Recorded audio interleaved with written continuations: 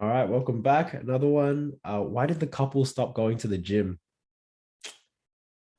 Just didn't seem to work out.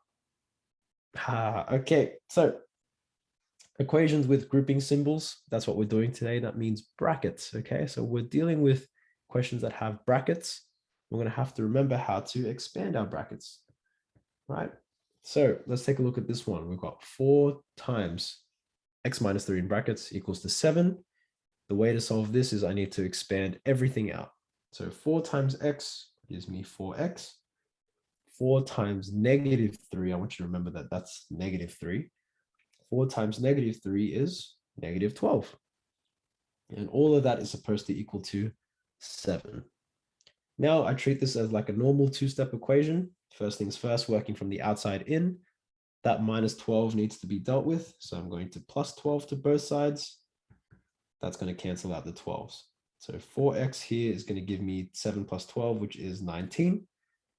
And that's 4 times x. So the inverse of multiply is divide. I'm going to divide both sides by 4. And so x is just going to equal to 19 on 4. Doesn't get much simpler than that. So I'm going to leave it as 19 on 4. Okay. Now pause the video and have a go at question B.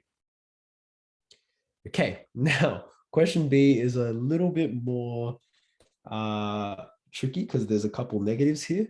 So let's go, what's negative 6 times 2x? That's going to give me negative 12x. Now what's negative 6 times positive 4? That's still negative 24. And that equals to negative 3. There's a lot of negatives here, and I need you to be careful when we're dealing with our negatives. So first things first, I want to move that minus 24 over because it's kind of like further away from my x. So I'm going to do the opposite of minus 24, which is plus 24. So that gives me 2 minus 12x equals to minus 3 plus 24. That becomes positive 21. Okay, now trying to get to the x, the only thing I have to do here is divide the thing that's in front of the x, which in this case is minus 12. And so I've got 21 on minus 12.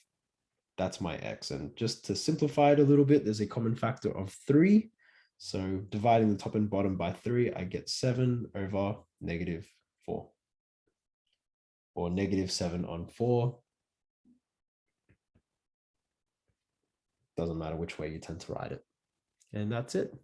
There's your answer with equations with grouping symbols. Hope that helps, and I'll catch you guys later. All right, bye-bye.